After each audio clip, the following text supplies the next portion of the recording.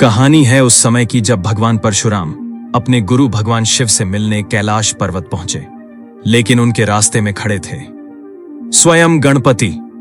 भगवान गणेश अपने पिता महादेव की गुफा के द्वार पर पहरा दे रहे थे।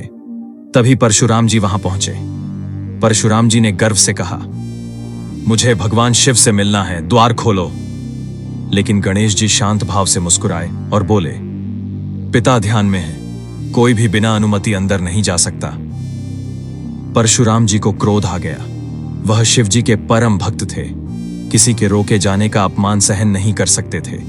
क्रोधित होकर बोले, गणेश, मैं गुरु शिव का शिष्य हूं, तुम मुझे रोक नहीं सकते। लेकिन गणेश जी अपने कर्तव्य से पीछे नहीं हटे।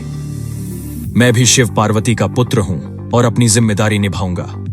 परशुराम जी का क्रोध अब उग्र रूप ले चुका था। उन्होंने अपना परशु उठाया और पूरी ताकत से गणेश जी पर प्रहार कर दिया। परशु के वार से गणपति जी का एक दांत टूट गया, लेकिन आश्चर्य, गणेश जी ने कोई क्रोध नहीं दिखाया, बल्कि मुस्कुराते हुए बोले, परशुराम जी, आपने मुझे अपना आशीर्वाद दे दिया। यह टूटा हुआ दांत मेरी सहनशीलता और ज्ञान का प्रतीक बनेगा। परशुराम जी को अपनी गलती का एहसास हुआ। उन्होंने शीश झुकाया और बोले, हे गणपति, आप तो साक्षात ज्ञान और धैर्य के प्रतीक हैं, मुझे क्षमा करें। गणेश जी ने मुस्कुराते हुए कहा, भक्त की भक्ति ही सबसे बड़ी शक्ति है परशुराम जी।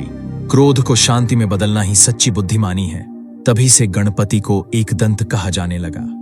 यह कथा हमें सिखाती है कि सच्ची बुद्धिमानी क्रोध पर काबू पाने में और अपने कर्तव्य का पालन करने में होशियार है। श्री गणेशाय नमः। अगर आपको यह कहानी पसंद आई तो लाइक, शेयर और सब्सक्राइब करें।